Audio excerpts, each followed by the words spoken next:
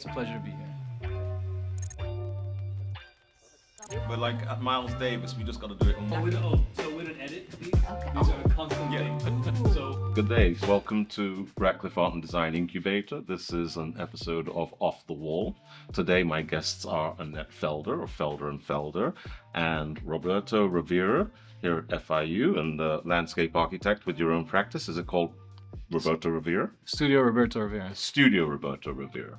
And today we're going to discuss the topic of materiality, materials. And we're coming to this, and we've met before, and we've had discussions before, and Roberto has been instrumental in the Sustainable Development Goals Challenge at FIU, and we had a beautiful event, which they'll speak to more detail. But the topic of materials is paramount. It's extremely important when we're talking about what are we using? And with technology and the advancements today, we thought it'd be a really good conversation to hear from these two to sort of let us know about what are we making things with and how does that impact these conversations and this topic. So with that, I'm going to we'll go ladies first. Oh. Annette, Thank you so much for having me. Absolutely. Nice to see you Good again. to see you again, Annette. And So, Neil. so Annette and Roberto. So my question is going to be to both of you. So you can decide. I'm not Okay. going to put any order, but I think I just tried to explain it, but maybe just give us a little bit more of your in-depth understanding of this materiality. We're seeing the word. I just used it. I don't want it to become a buzzword because I know that happens. Oh, materiality. And I think the fact that I'm saying materiality might mean we're heading towards it being a buzzword, like sustainability. Yeah. And then when we dig a little further, we realize, oh. So can we speak to it as to what is it, why is it important, and within the context that you both practice it? Absolutely. Yeah, I think it's such an important topic, and thank you for bringing up that, we have to go beyond the buzzwords, because the same happened with sustainability. When talking about fashion, we have moved beyond sustainability because we don't want to sustain the system that we are in at the moment. We want to be regenerative, because we are depleting our ecosystems, we are depleting social work. So we have to go beyond and talk about responsibility. In terms of materiality, this is such an important question because, me coming from a background in high-end fashion, having been part of London Fashion Week with our brand Felder, which I founded with my twin sister Daniela, who's based in Berlin now. And, having graduated from a school in London, Central St. Martin's, at that time, materiality was not a topic that was discussed beyond the look or aesthetic. And I think that was really what has shifted my sister and my perspective on how we want to act in fashion when we realized the source of many of the materials that we are using and how exploitative or polluting they really just are. So that became for us a whole quest of leaving the world of fashion as we knew it behind us and try to find more responsible and also climate positive ways of working. So at the time, about 10 years ago. I was just going to ask Yes. maybe to give us a timeline between when Yes. this was your experience at Central St. Martin's and then when Yes. was this realization of The epiphany. Yes, exactly. exactly. So Please. we graduated from Central St. Martin's in 2006 and went on to be part of London Fashion Week pretty much soon after. And then in about 2014, 2015, my sister and I really found out about, the ingredients of the fashion that we are creating, whereas before it was just, the texture, the colors, how it feels on the skin. And for us, of course, we came into fashion really trying to create identity and trying to create a style. And when we wanted to integrate that through responsible materials, it was much harder for us to find materials that were still our aesthetic, because our line wasn't much like cotton or linen that were more easier to be sourced responsibly.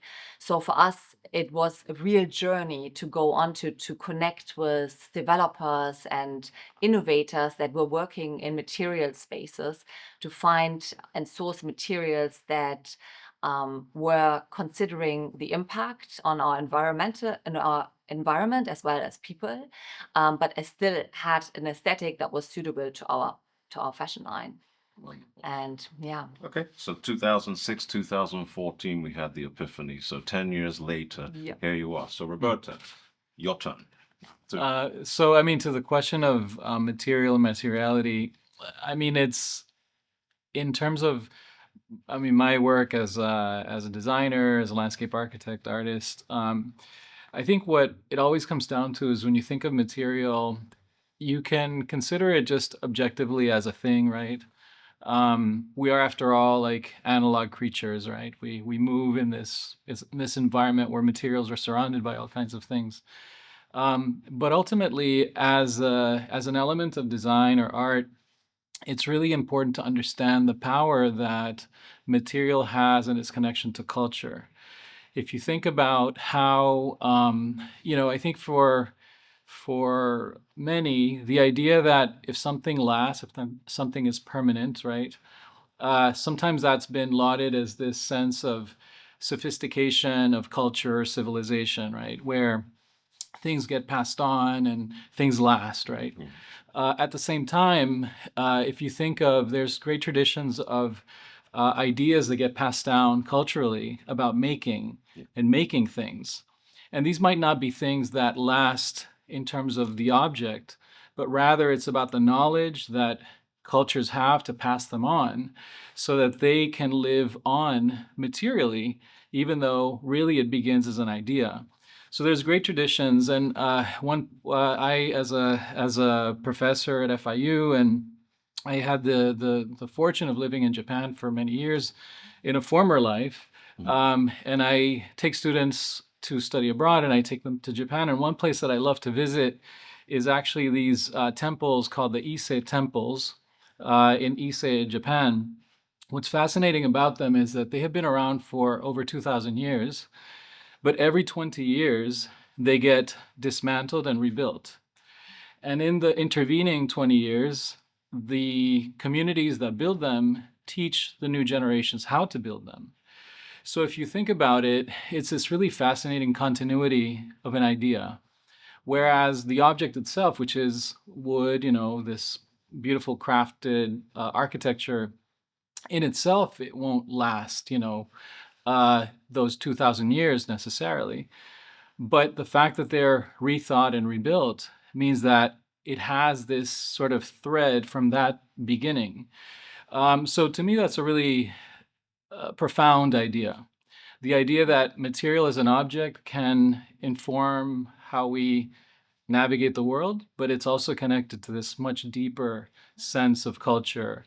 And there's many other examples too that we can talk about, but that's how I like to think about it. And I thank you, and thank you for putting it and giving us that reference, because now it highlights or makes me think that a part of this, or a big part of it, may be philosophical. One's philosophical or the cultural approach, and that idea, and it makes me also think about favored materials, meaning the touch. I'll give you an example. I still remember the jingle from the advert: the touch, the feel of cotton, the fabric of your life. That's what the advertisements in London were when I was a child for cotton. The fabric of our lives. Of our lives. Thank you. Yes. This collective sense of yes. Yeah. And the only reason I bring that up is because what you're saying is you've transformed the idea of materials and this, material like that to the sense of, there's a relationship. Yeah.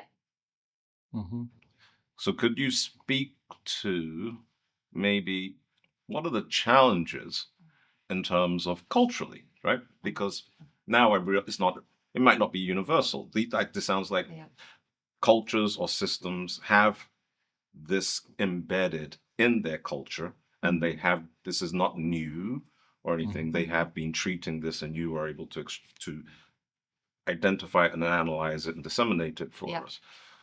That being said, then we've highlighted this, and I'm saying now, if I think maybe it's got something to do with philosophical or cultural, within that context, and doing what we're doing, what are some of those challenges that you, and how you in your practices may be having to overcome or to treat or to educate or shift? What are you doing specifically? Because I think that is a hurdle. Yeah. If you want to start, yeah. Yeah, so I think that those are really beautiful, valid points. And I think it often comes down to a sense of connectedness.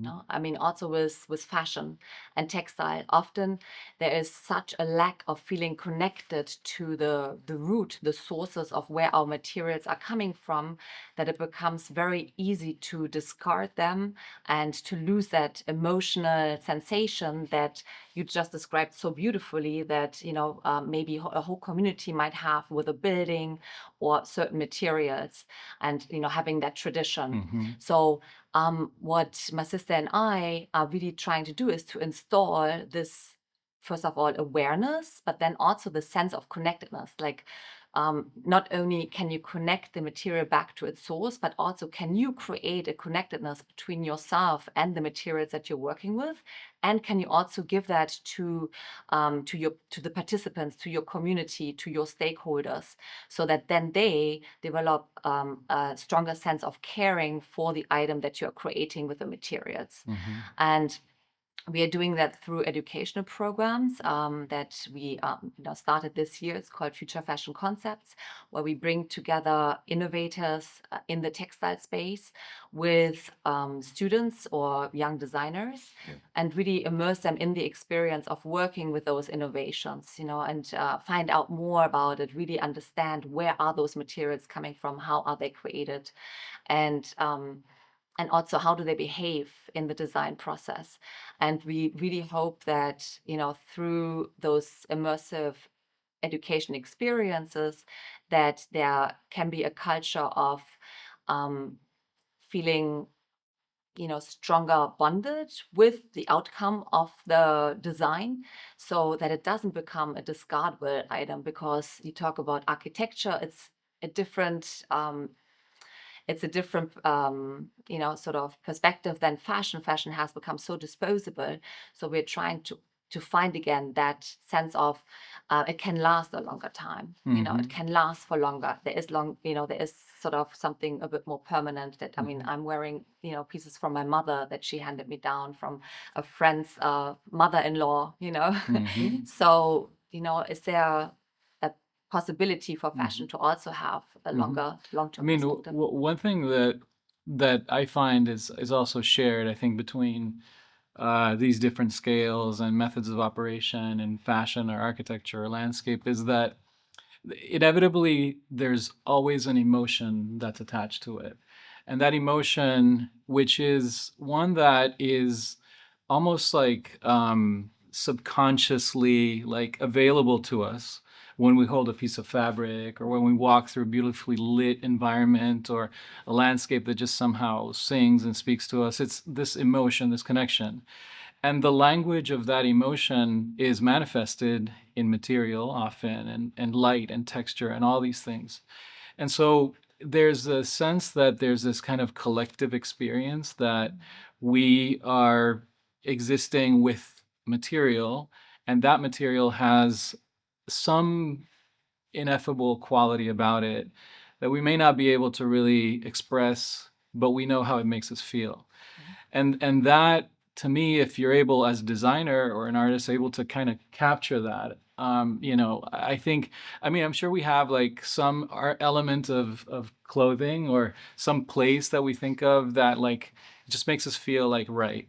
Everything's sort of right. It has just the right fit in a very sort of abstract way. I think that goes for clothing and spaces. Absolutely, yeah. That description I use for clothing and spaces. Yeah. There are places where I call them positive spaces. I'm not leaving here, Yeah. and that's Yeah. that. And there's things in the wardrobe. I'm like, this is a story. I love it, and it means They have a story, they exactly. have a story. They have a story, like your grandma, you know, or Just it has this sort of embodied energy, quality, and how you want to call it, Yeah.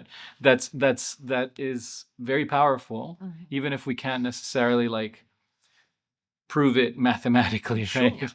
No, this is fun because for the audience, this is beyond awareness. So that's something I'm not even starting. It's not about awareness. I'm really, what are we doing? What's happening and what can we do? And really looking at this. We're moved on from the awareness, making it the awareness thing. Yeah. We're aware. But to me now, I know it's this sustainable and materials. It sort of has this association with, of course, sustainability and circularity and these things. But sometimes, Roberto, it has such a dystopian story around it. But when I'm listening, right here, and this is what I don't know, this excitement and energy you talked about is what I'm hoping our audience understands. Because I'm here, like, this to me is really exciting. Why?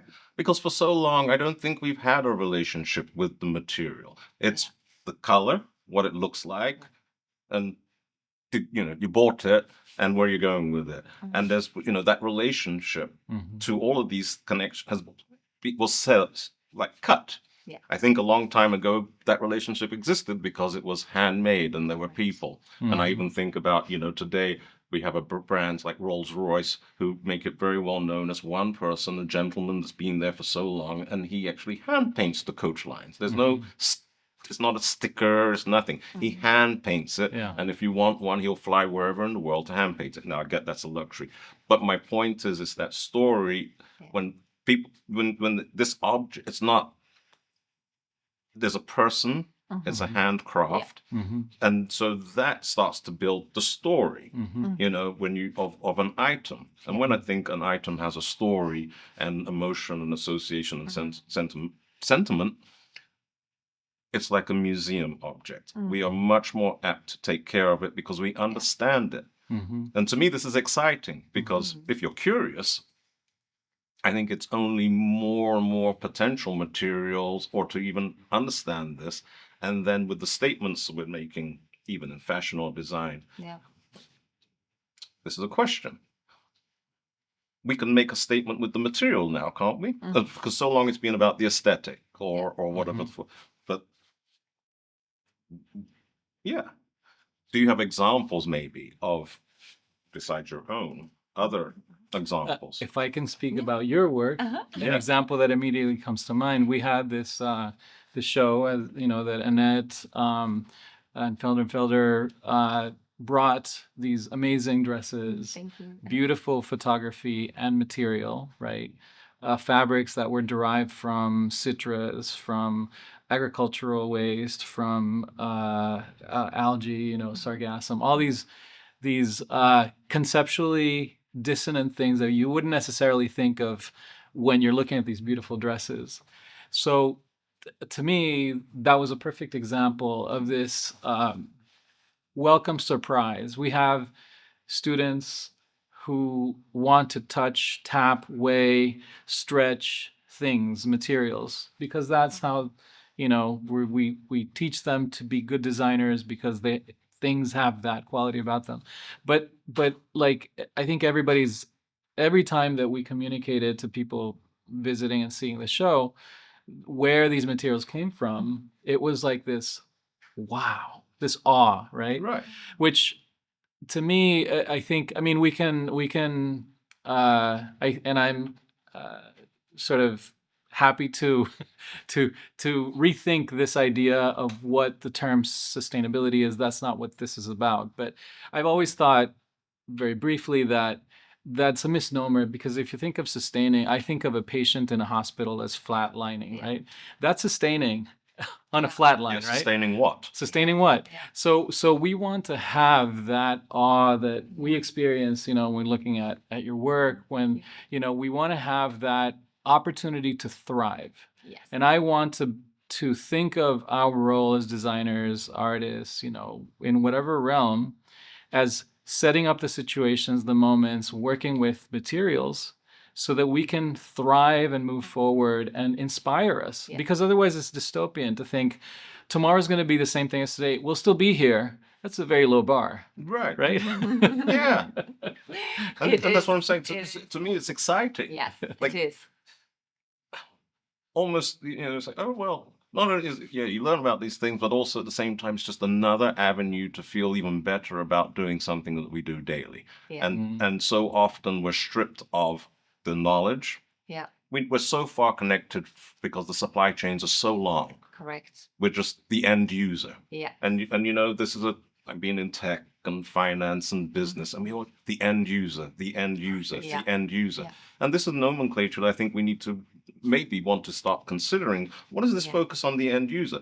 What's actually, so I'm going to ask you, well, maybe I'm leading, and we'll just have conversation, but Yeah. that's something that I'm thinking in this conversation to see where we have culturally, where we keep talking about end user, Yeah. but maybe that needs to be rethought because we keep Yes. designing for this end user and Yes. they don't need to know anything along the way. The Yeah. experts and the specialists and Correct. everything do that. Yes. And then you're just supposed to buy it because we said Yes. so. That's good, yeah. Fashion has been really, really good at mystifying its supply chain. And that is a real issue because it has enabled so much exploitation along the way. And especially with fashion, which is so resource intensive on the environment, but also on labor. It's very labor intensive. And there's humans, there's people behind all steps of the way, from the seed that's planted to the harvest to the processing of each step involves humans. So there is as you said, there is so much opportunity, creative opportunity, storytelling opportunities, and also empowerment, to demystify that supply chain and make sure that each step is as good as it possibly can be for the environment and people, and of course the outcome, so that the end user is not just the end user, but can really participate in the entire journey.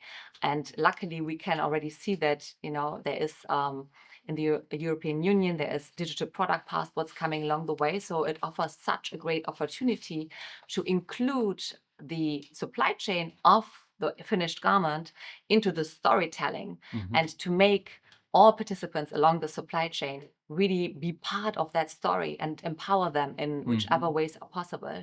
I like So- this. Are they using blockchain technology for this? Correct, Okay, yes. wonderful. Roberto, yeah. Yeah, well, I think it makes me think. I'm working on this project, this proposal that deals with this community that were descendants of enslaved people from Western Africa, the Gullah Geechee from North Carolina, South Carolina, Georgia, Florida. And of course, this group of people were brought, they had this incredible knowledge about rice harvesting that didn't exist in the US. And after the Civil War, they got their freedom, they were able to establish their towns, and they became independent, partly because they were so isolated in some parts in the Outer Banks in South Carolina in particular, which is the area that this project is in.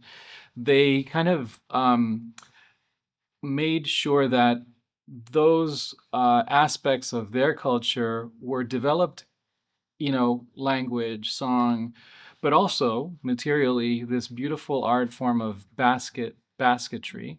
They call it sewing baskets, and they're made out of, they call it sweetgrass, and it's grass that's native to the wetlands, and saw palmetto, which we have here.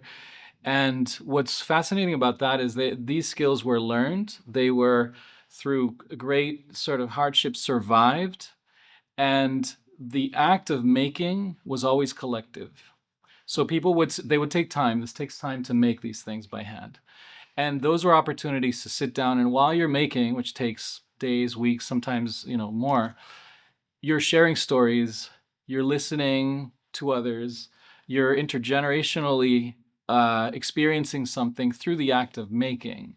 And so that act of making, that's one example, is something that is really essential to understand that supply chain as a cultural, as a societal act. And now, on the one hand, you could look at it and say, well, that's impossible. How can you supply everybody who needs an artifact of clothing. Right. I was If you're going to do it, yeah, this way, of course you can. because most of it's a consequence of the idea of mass production. Mass production and scale and things having like a shelf life that falls off a cliff after X amount of time, and you can probably talk about this very much more authoritatively, right? Another session. Another Yeah. session, yeah. But the idea is that unless we can't do that to scale necessarily, but we need to have opportunities to understand that, and at some point engage with a process of making,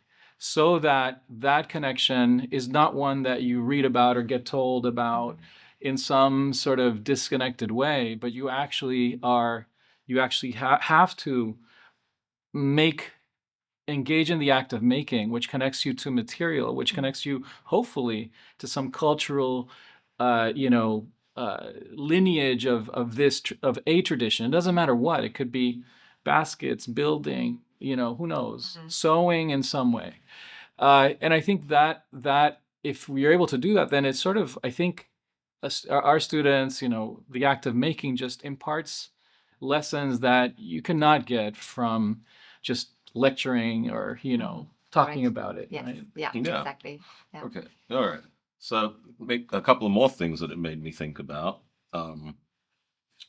The passing on and the storytelling and the actual making. It made me think about, and this is for our audience, my analogy is this. A cake. Most families or the parents or the grandma, somebody has a recipe. Mm-hmm. And often it's not just the ingredients, I could say this. Well, actually, when I say it's not just the measurement. In my household, it's the type of flour. Oh, no. What type of flour? Oh, no, where is that milk? Or what type of butter? So in this analogy with ingredients, I think we have this concept and this idea of materiality, if we want to transpose it a little, because we're doing this in the passing on in a lot of recipes, in home kitchens, right? It's this type of bean and this type of thing. So moving on from that, it's now making me think about mass production. Pretty much why are we in this conversation? Mass production. A lot of people, not enough supply. Let's figure out how to do this, industrialization, so on and so forth. But now we're talking about technologies that are approaching, or the idea. So mass production often made things centralized, right? We're going to do it at scale, and then distribute it as much as we can. As my role, I understand a lot of our issues are actually in distribution of things. Getting things places is extremely expensive, extremely wasteful in terms of resource uses, and so on and so forth. And now I'm thinking in my head, so this is the question. Like, you just mentioned blockchain technology. What you just mentioned, where there's this education process and going on. And I'm hearing in my head decentralization, right? Then I'm hearing, well, with the current technology, this is maybe a futurist question. With the current technology, and that it's allowing us, my phone can do things that 20 years ago you probably had to have universities had computer processors that could do that. Not me, but now my phone can do that, right? So now I'm capable to do mini productions. I think now the same thing's happening, 3D technology. Materials that you're discovering or finding, and alternative materials. So do you think that we might be able to, and this is again coming away from the idea of doom and gloom, that sometimes things are like a cycle. We had to solve mass production, and I think we solved it to the point where we're stuck. We're using the same solution, but we don't need it anymore. Could decentralization reintroduce some of these ideas that you're talking about, where it's coming back to, I call my stewardship, right?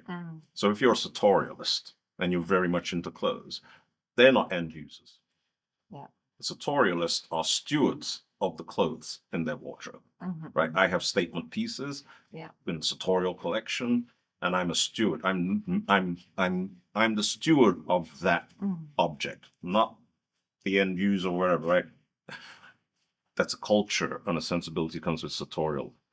So I guess my direct question is, the advancement of decentralizing technologies and methodologies and systems that create nodes in other places, do you think that could be a potential solution in terms of integrating, not as end user, but as integrated user in the life cycle of our products, because we become closer to the manufacturing of them, because these same technologies that allows you to take a video with your iPhone as opposed to have to go down to the video recording center before to do that, right?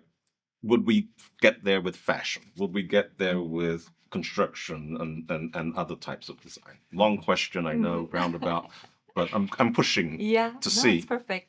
I mean, for fashion, there is, it's not mainstream yet, but there is people who are working on using that same methodology of the digital product passport, with the blockchain technology, also for circularity, so that it becomes not only much easier for products to stay in a continuous life cycle when you are done with it, that it doesn't get discarded, but you can either sell it on or return it to wherever you got it from.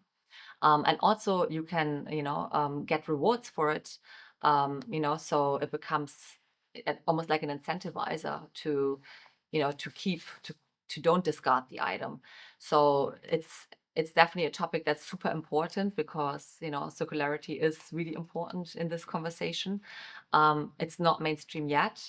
Will it become more mainstream? I really hope so. I think regulations probably will be a guiding light for this, because voluntarily brands usually only do, it's the minority that does more than they have to do. So I think a lot of it will come through regulations, but then also I think from behavioral shift of the end consumer, that can also be a path to making these technologies and this decentralization more mainstream. So I know the conversation is there, And it sounds as though this idea is, I'm sort of knocking on the door of policy here, Yeah. because I'm going to say, you mentioned, brands will do not much more than they are required to do in construction and design and in the built environment. Is that a policy? There's a question. Do you think it's something that's going to have to be regulated to help us get to these goals? Is it going to be a policy question? Is it the same in construction? Are we just doing the bare? No, I don't want to say bare minimum. I don't want to really bias it, but are we doing to whatever the policy standard is? And if that policy standard is not as advanced as this conversation, then how are we going to incentivize people? Yeah. So I'm asking, is it the same? Well, I mean, it has to be addressed from many, many different fronts, and policy is clearly one of them. Because, for example, I mean, one of the most wasteful and most impactful on, emissions in particular is the building industry. Yeah. Right? So the building industry is the culprit in many ways, right? So in order to curb that, you have to change building methods. You have to have policies that incentivize, carrots versus sticks, and some sticks too. But you have to incentivize the types of methods that will minimize, waste, encourage circularity, the Sustainable Development Goals, lower carbon footprint, all that. You have to do that. And so there's not one single way of doing it. But I think there's also the underlying truth is that unless there is an awareness, right? We're guided, as much as we talk about being rational and data-based and data-driven, and I'm fascinated and a big user of technology. As much as we talk about that, at the end of the day, we're emotional creatures that are reacting to visceral things, right? And unless there's an awareness that is imparted through efforts like this, like other venues and means that show people, look, for example, there's this concept of embodied energy, right? So any one thing, right, has all these ramifications on impact from the moment of extraction to the moment of construction to the moment of it's reached its life cycle. Now you have to do something with it. Every single one of those moments in the history of in the life of that has an energy that is calculable, right? Yeah. But when you're to go to your point of, it's like this encouragement to just consume and end user, boom, I'm the end user here because I reacted to this marketing campaign and I'm going to get that thing, and tomorrow will be something else. But if I don't understand that every one of those decisions has this other sort of underlying impact, then we're spinning our wheels. So it has to be multifaceted in terms of its approach. It is a role that as designers and educators, we have to, as we are striving to present and do our best work, there's also this, without preaching, without beating people over the head, this same conversation that, this was done with these principles or these sort of ideas in mind. And if that is something that we can communicate from as early age as possible, we improve our chances of, kind of not just sustaining or declining, Right. but actually improving somewhat. Right, improving, regenerating. Well, this is good. So this is going to bring me to my last question, and I'm going to have let you share with the audience something that you would like. So my last question is going to take us to the environment we're in, which is the education system. And I'll take an opinion, and we'll go from there. So in terms of design school, be it fashion, architecture, you name it, design school, the school. All this being said,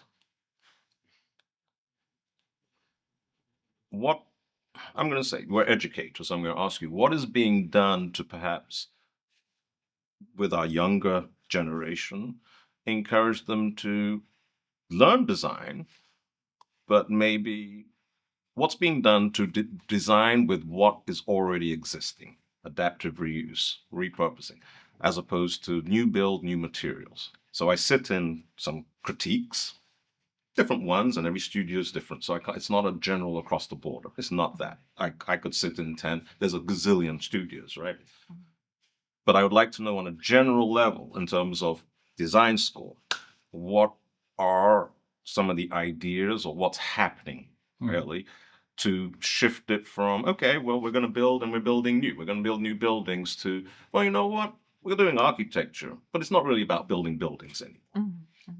And it's this, or a system to do this, or to transition, or to how do we get this?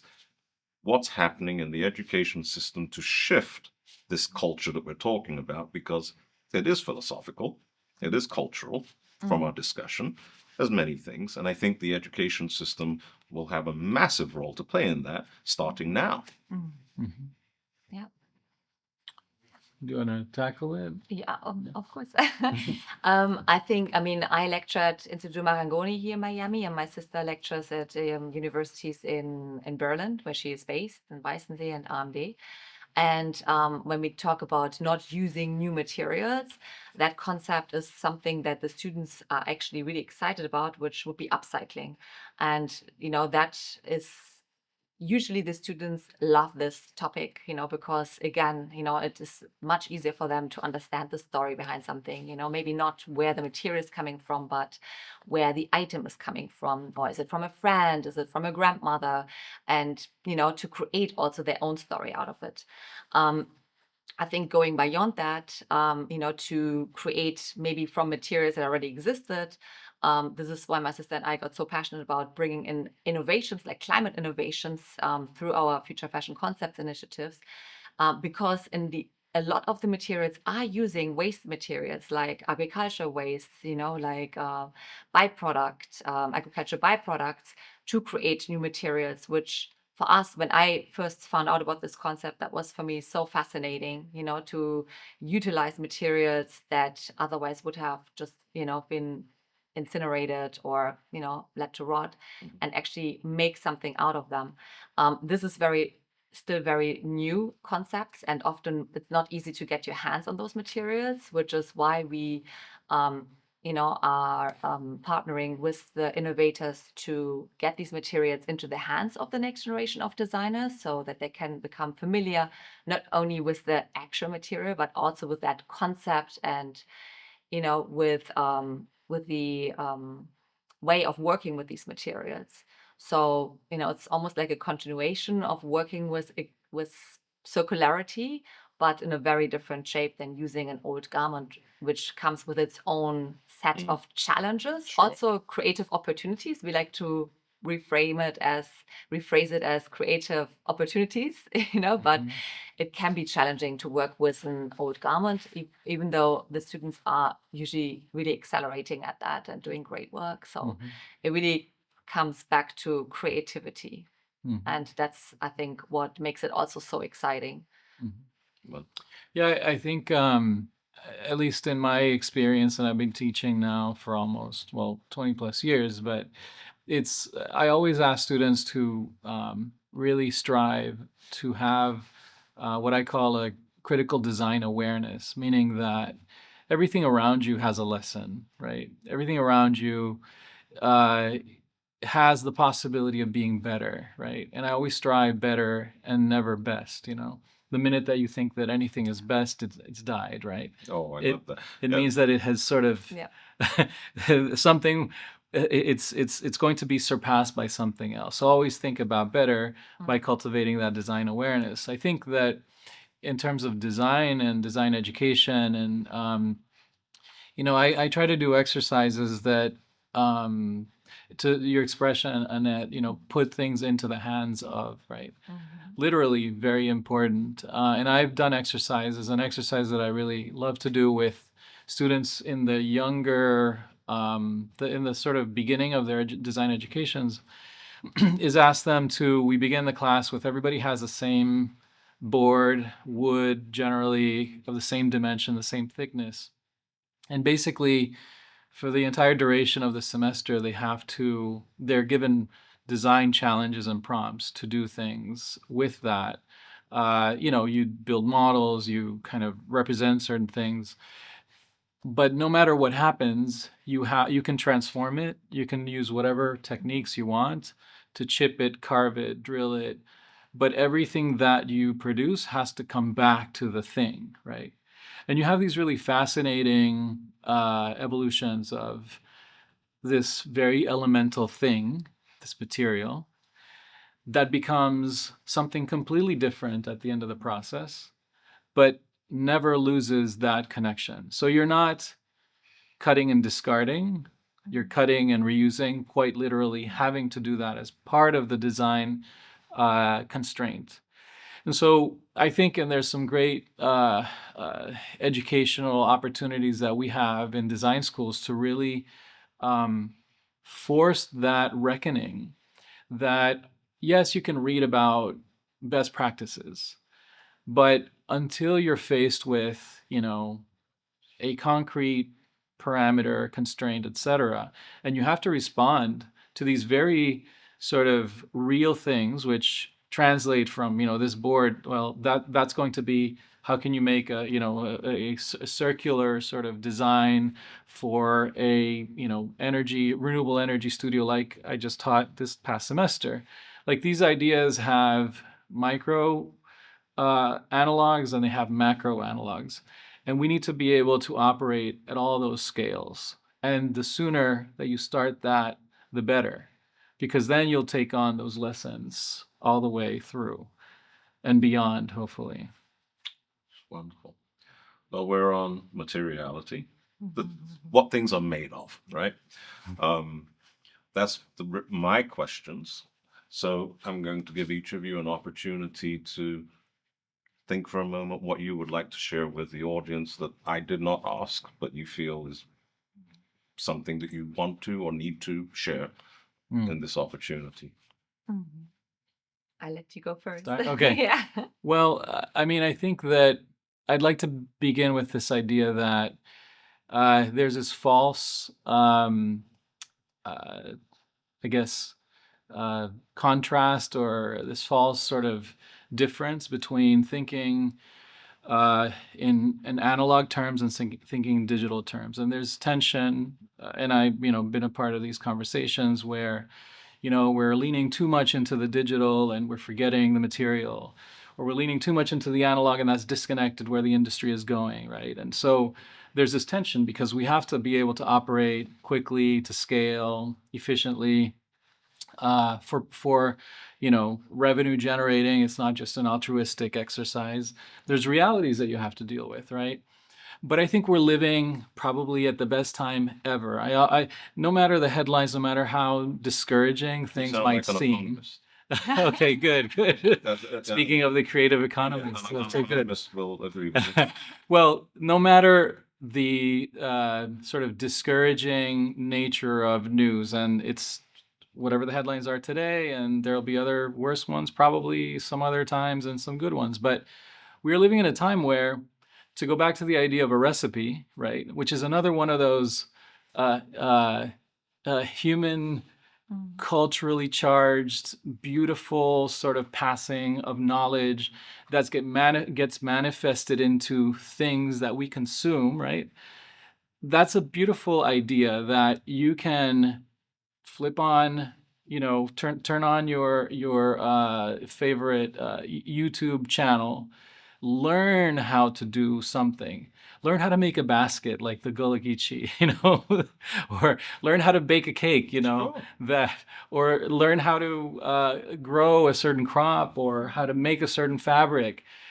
And so we have that available to us today. Like after this meeting, I could go and I could learn like this beautiful new skill, right? Yep. That is an incredible opportunity. But I would say that, and so that's sort of absorbing and living in the moment of this digital sort of heyday that we are in now. And at the same time, I think the responsibility is to go and make something, right? Bake that cake, build that basket, plant that landscape.